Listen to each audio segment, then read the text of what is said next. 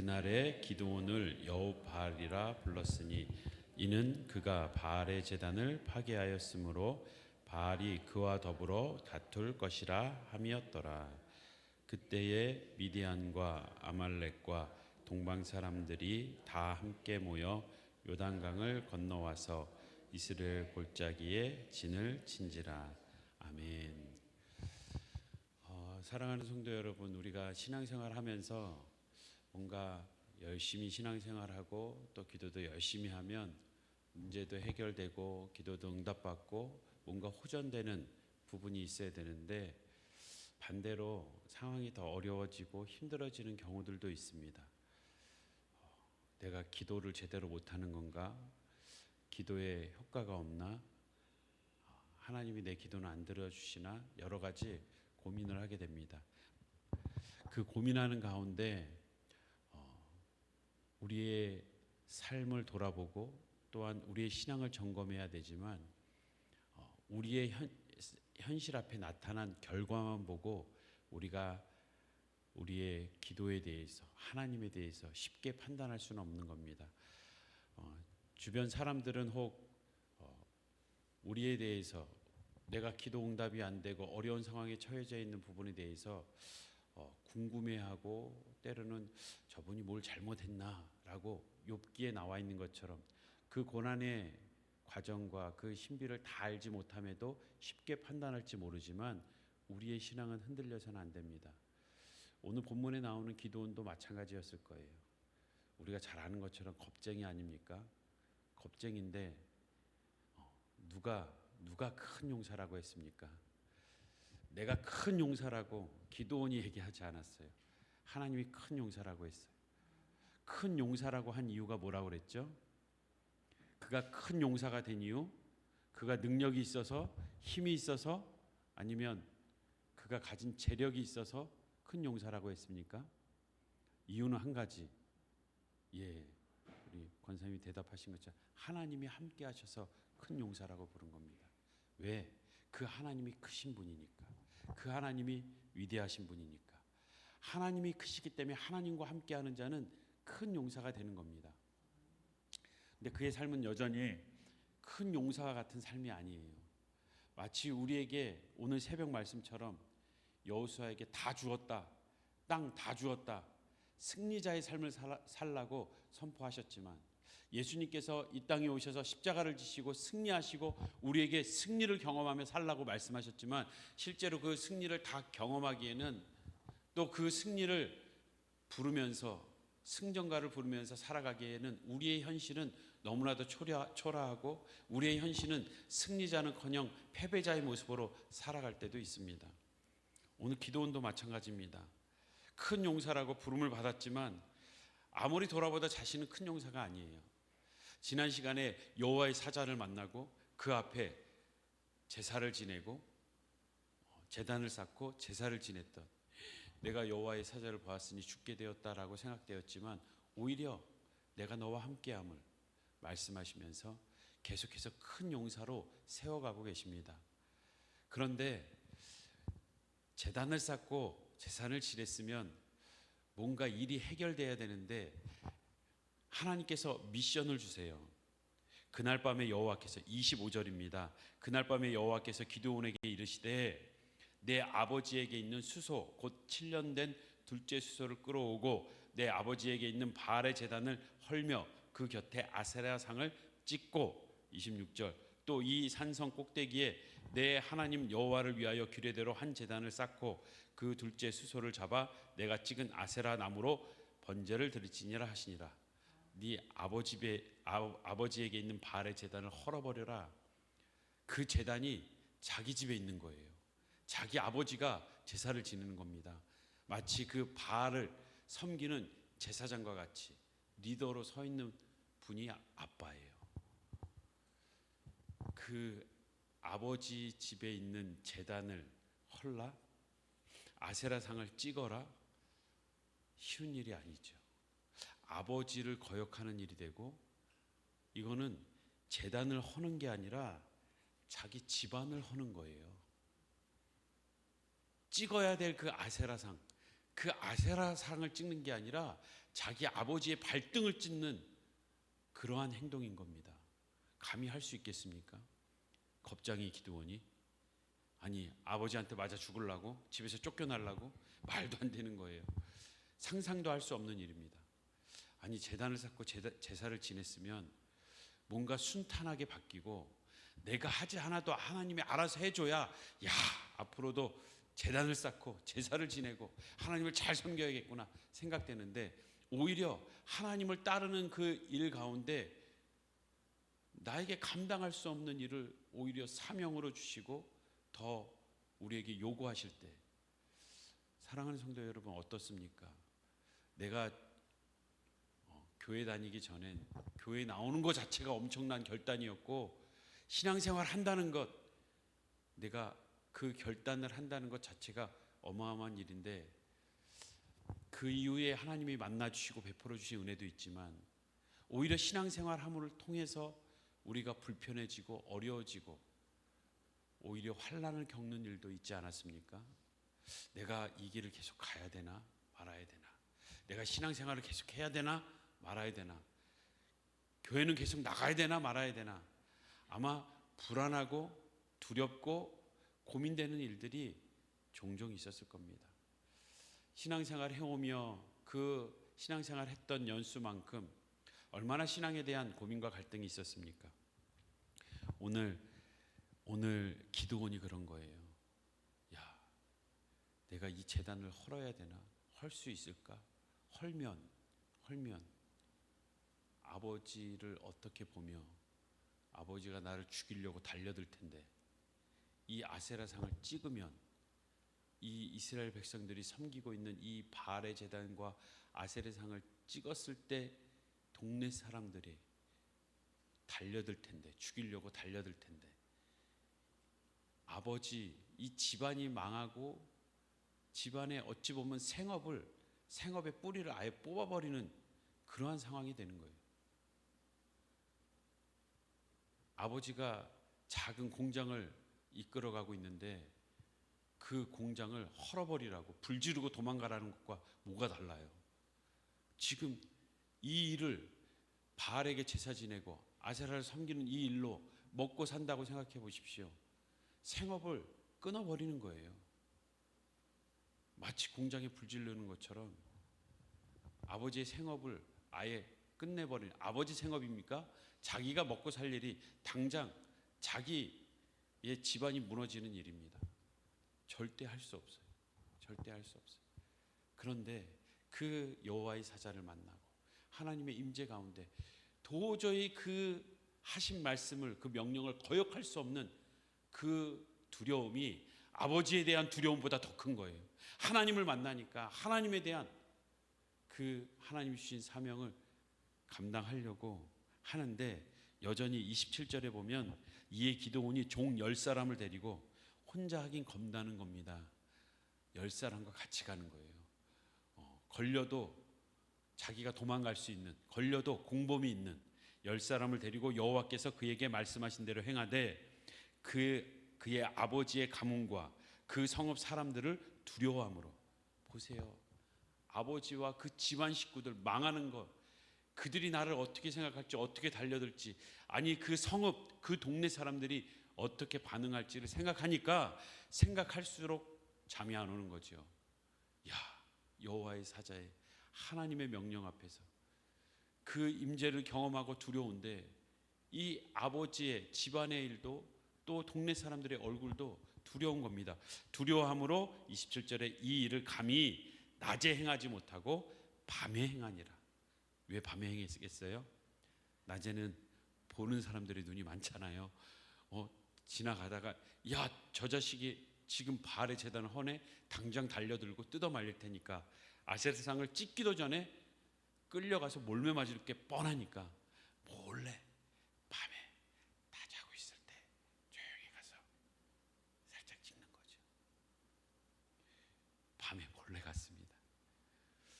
아마 제가 생각하건대 기드온은 겁장이라 가서 10명 데리고 나오는 것도 힘들었을 테고, 데리고 나와서도 조용조용 걸어가면서 정말 소심하게 행동했을 것 같아요. 다 모였는데도 야, 할까 말까, 야, 저 아세라장 찍을까 말까, 야, 해야 되냐 말아야 되냐, 계속해서 옆에 사람한테 물어보고 해야 되면, 야, 네가 대신해. 아니, 하나님이 당신한테 허락했지 나한테 하라고 그랬냐? 당신이 해라. 기도원이 고민하다가 가다가 다시 돌아서고 거의 앞에까지 가서 도끼 들었다 다시 오고, 야, 안 되겠다, 야 하고 아마 아세라상 찍으려고 막 달려갔을 것 같아요. 눈 찌끈갖고 막 달려가다가 자빠졌는데 자빠지다가 모르고 찍은 거예요. 찍은 걸 보고 자기도 놀란 거예요. 내가 의도한 게 아닌데 걸려 넘어져서 도끼가 날아가서 찍는 바람에 쓰러진 거예요. 그렇게 쓰러뜨리지 않았을까? 기도원의 그 모습을 볼 때 그렇게라도 쓰러뜨리게 하시는 거예요. 사랑하는 성도 여러분, 우리의 모습이 하나님의 명령을 따라 살아가려 할 때, 사명을 감당하며 살아가려 할 때 다 불안해요. 두렵습니다. 하나님의 뜻을 행한다는 것, 오죽하면 선배 목사님이 그런 얘기를 하셨다니까요. 인산부와 노약자, 신신이 약한 자는 절대 예수를 따르지 말라고. 이게 웬만하면 그 예수를 따른다는 것, 하나님의 뜻을 행하며 산다는 것 쉬운 일이 아닙니다. 우리의 인생이 기도원의 모습과 같지 않아요. 신앙의 선배들 보십시오. 그 일제 치하에서 살아갈 때에 그 제국주의 앞에서 부들부들 떨었습니다. 그 전체를 통제하고 끌어나갈 때에 교회는 항상 첫 번째 타겟이에요. 전체주의를 대표하는 공산주의, 전략적으로 기독교를 없애는 게 굉장히 중요한 전략 중에 하나입니다. 신앙생활을 하는 사람들 얼마나 많은 사람들이 죽었습니까? 신사참배하라고 할 때 끌려가는 사람들, 그 앞에서 나는 예수를 믿으니까 신사참배 못해 라고 당당하게 정말 자신 있게 끌려가고 감옥에 간 사람 몇이나 될까요? 대부분은 밤새 고민했을 거예요. 신사참배 안 하면 감옥에 갈 텐데. 아니, 나만 감옥 가는 게 아니라 기도원이 그 집안을, 내가 하나님 앞에서 이 일 그냥 하면 되는, 그게 남의 집 아세라상 찍는 게 아니에요. 자기 아버지 집 아세라상 찍는 거예요. 자기 아버지 집 바알 제단 하는 거예요. 내가 신사참배를 안 하는 순간 내 아내가 끌려가는 거예요. 아내와 자식들이 해를 당하는 겁니다. 내 보는 눈앞에서 나는 끝까지 신앙생활 하겠다고 내 믿음 지키다가 내 처자식 다 죽어나간다니까요. 어떻게 그 일을 합니까? 밤새 고민하고 두려워 떨고 또 기도하고 또 기도했을 거예요. 목사님들은 다릅니까? 그 많은 교회마다 목사님들 밤새 무릎 꿇고 기도했을 거예요. 내가 잘 이겨내게 해달라고 기도하는 게 아니라 제발 이거 언제 끝나냐고, 이거 일본 사람들 언제 물러가냐고, 이 공산당들 언제 사라지냐고, 제발 살려달라고.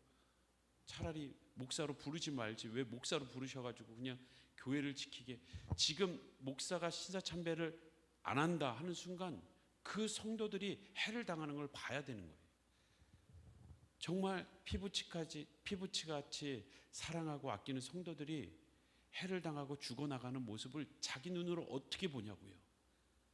리더면은 그 리더가 그 끌고 가는 그 공동체, 가족들, 그 성도들 지켜주는 게 리더지. 자기 알량한 신앙 지킨다고 그 성도들 다 죽여나가는 게 그게 목사 맞습니까? 그러니까 더 괴로운 거예요. 그러니까 밤새 기도하는 겁니다. 제발 살려달라고, 이 일 좀 없게 해달라고. 나는 절대 못한다고. 왜 나를 목사로 불러서, 왜 나에게 신앙생활하게 해서 이런 어려운 일을 겪게 만드냐고 밤새 못하겠다고 씨름하다가 그 강대상에 있는 그 목사, 밤새 씨름하면서 기도하던 그 목사 끌고 나가서 신사참배 못하니까 순교당하는 거예요.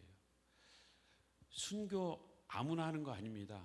나는 순교할 거야 라고 하는 사람들 아마 신사참배할 수도 있지, 우리가 마음으로 믿으면 되지 라고 다 비껴나갔습니다.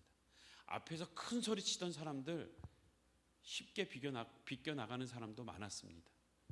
그런데 도저히 못해서 두려워서 겁나서 그 씨름하면서 기도했던 그분들이, 못하겠다 하던 그분들이 하나님 앞에 순교한 거예요. 순교의 반열에 올라선 겁니다. 기도는 인간적으로 너무나 연약하죠. 그런 모습이 보이죠. 그런데 하나님이 그 일을 행하게 하시는 겁니다. 우리도 우리의 힘으로 감당할 수 없지만 감당할 수 없는 그 가운데에도 우리를 신앙의 길로 끝까지 세워져 설 수 있도록, 믿음의 발걸음을 내디딜 수 있도록 하나님이 인도하십니다. 우리의 연약함을 고백하고 우리의 연약한 가운데에서도 지켜달라고,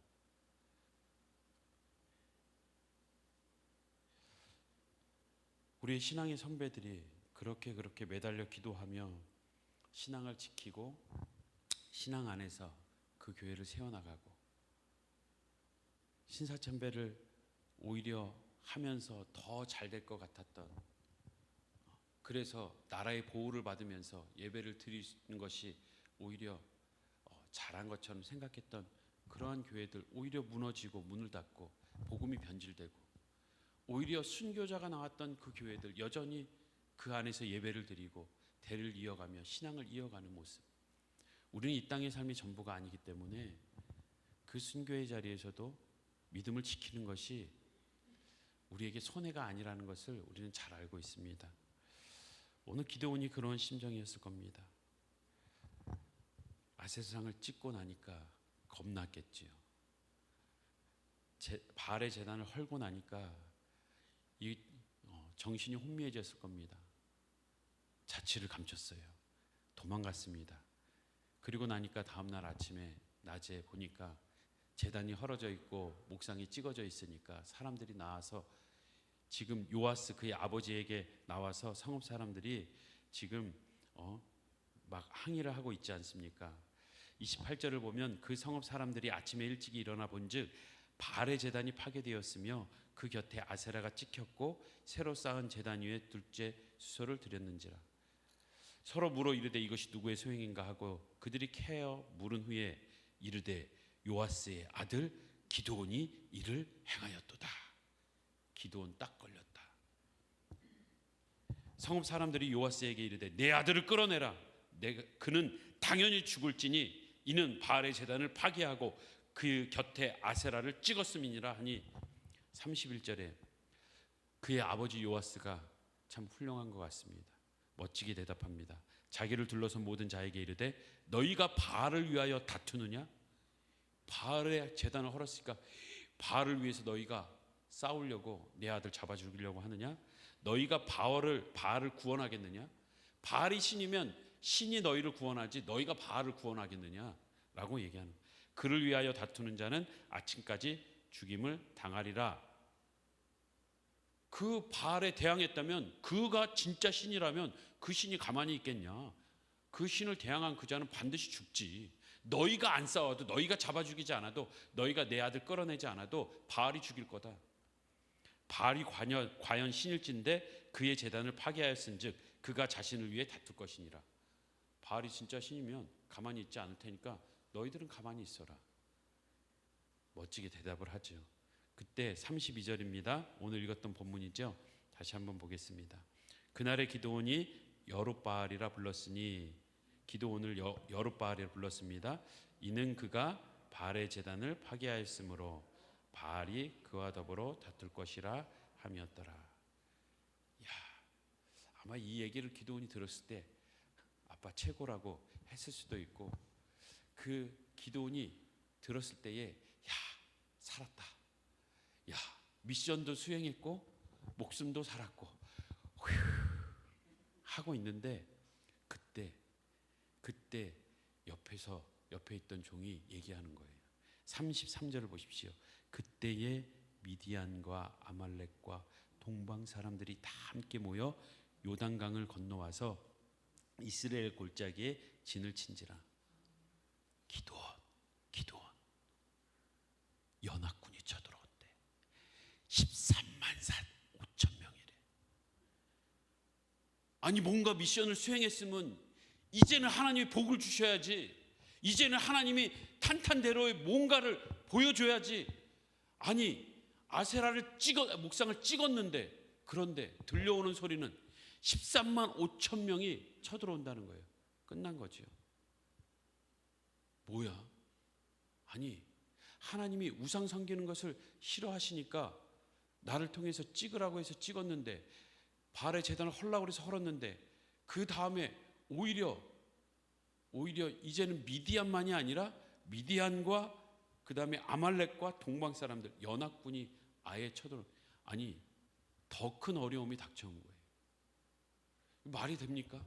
뭔가 하나님께 결단하고 정말 목숨 걸고 집안이 무너질 걸 생각하고 행했으면, 그럼 하나님이 뭔가 보상을 해주고 격려를 해주고 잘했다. 야, 역시 하나님이 살아계시는구나. 하나님의 뜻을 행하는 자는 저렇게 보호받고 저렇게 잘 되는구나. 뭔가 이렇게 나와야 되는데, 지금 기도원은 오히려 하나님의 뜻에 따라서 우상을 제거하니까 오히려 더 어려움이 온 거예요. 하나님 제발 견디게 해주세요. 이 어려운 상황 버티게 해주세요. 경제적인 어려움을 두고 기도하면서 버텨가고 있는데, 기도를 열심히 하니까 오히려 사업이 부도나서 망한 거예요. 자녀의 문제를 두고 기도하고 하나님께 매달리니까 오히려 경제적으로도 어려워지고 건강도 악화된 거예요. 아니 한 가지를 두고 기도했는데 두세 가지 기도 제목이 더 생긴 겁니다. 설상가상으로 더 어려운 상황이 온 거예요. 이럴 때 우리는 어떻게 해야 됩니까? 아니 자녀를 위해서 기도했는데 왜 경제적인 어려움과 육신의 질병까지 연합군으로 쳐들어오냐고요.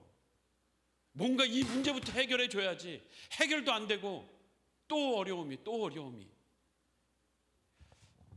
우리의 신앙생활이 정말 이해가 안 될 때가 많습니다. 왜 하나님은 날 큰 용사로 불렀을까? 내가 그때 그냥 대답을 하지 말걸. 큰 용사라고 하니까 좋다고 내가 용사라고 착각했네. 내가 신앙생활 하지 말걸. 왜 신앙생활 해가지고 내가 이렇게 더 어려움이, 더 힘겨움이, 이렇게 버틸 수 없을 만큼 숨통이 조여오는 이런 어려움이 계속되는 상황. 아니 문제는 해결되지 않고 주변 사람들의 수군거리는 소리와 또 내가 해결할 수 없는 많은 문제들을 내 앞에 더 펼쳐주시는가. 아니 신앙생활을 안 할 때는 그냥 편법을 써서라도 눈 딱 감고 거짓말해서라도 내가 이 문제 해결할 수 있었는데, 오히려 신앙생활을 하니까 더 어려운 거예요. 더 답답한 거예요. 해결하기 어려워요. 13만 5천 명 어떻게 합니까? 기도원의 300용사면 300대 13만 5천 어떻게 돼요? 지금 한 명이 몇 명씩 해결해야 되는 거예요? 뭐 400명, 500명씩 해결해야 되는 거 아니에요? 이게 싸움이 돼요? 진짜 특수부대가 있어서 칼을 쫙 뽑아서 막 달려가서 하나, 둘, 셋, 넷 하고 쫙 한 바퀴 돌고 칼 피하고 여기저기에서 10명을 딱 처리하고 나면 그 다음에 470명 더 남은 거예요. 해결이 안 돼요. 아무리 머리를 생각해도 전략적으로 안 돼요. 사랑하는 성도 여러분, 우리의 삶 가운데에도 이러한 기도했는데 열심히 신앙생활했는데 어려움에 더 큰 어려움이 찾아올 때도 있습니다. 우린 그때 기억해야 돼요. 우리의 생각과 하나님의 생각은 다르고 우리의 길과 하나님의 가시는 길은 다릅니다. 다 이해할 수 없어요.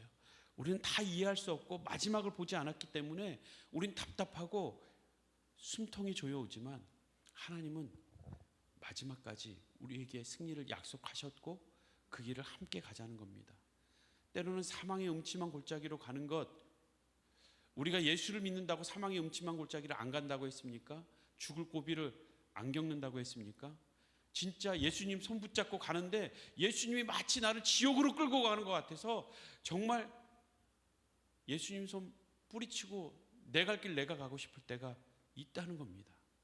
그런데 그 순간이 하나님이 정말 우리를 사랑하시고 우리를 지키시고 보호하신다는 것을 더 뼈저리게 느끼는 순간이고, 우리가 신앙 안에서 더 성장할 수 있는 기회라는 것을 잊어서는 안 됩니다.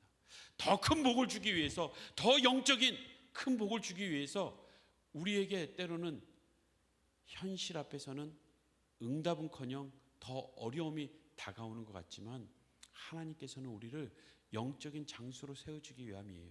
우리가 결과를 알잖아요. 기도원의 300용사가 연합군 13만 5천 명 이겼습니까? 졌습니까? 예, 이겼어요. 우린 결과만 아니까 그냥 하나님이 싸웠나 보다 하지만, 그 하나님이 싸운 게 맞아요. 하나님이 승리를 주셨어요. 그런데 그 순간까지 하나님이 하시는 일을 보기까지는 우리는 정말 살떨리고 정말 우리의 목숨을 내거는 순종의 발걸음이 필요하다는 겁니다.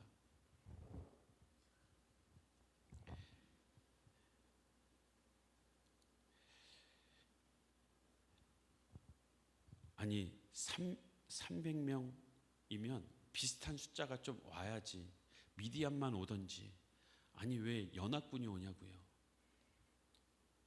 연합군이 오니까 정말 앞이 안 보이는 거죠. 캄캄한 거죠. 하나님의 마음이 이해가 됩니까? 근데 이 문제 해결해 달라고 그랬는데 더 큰 문제로 앞이 캄캄하게 만드세요. 13만 5천 명이 쳐들어온다는 소리는 기도원이 다리에 힘이 다 풀리고 주저앉을 그런 상황입니다. 근데 우리는 결과를 미리 땡겨서 보자고요. 이겼어요. 결국엔 이겼어요. 근데 어차피 이길 거면 너무 살떨리지 않게 그냥 한 1,000명만 보내시지, 그렇게 우리를 막 마음 졸이게 13만 5천 명씩 그렇게 보냈을까? 가만히 생각해 보십시오. 그 미디안의 지배 속에서, 침략 속에서 먹을 것 다 빼앗기고 산으로 도망가서 구덩이 파고 웅덩이 파고 살아가는 비참한 모습, 그 비참한 모습 하나님이 한 방에 해결해 주기 위한 거예요.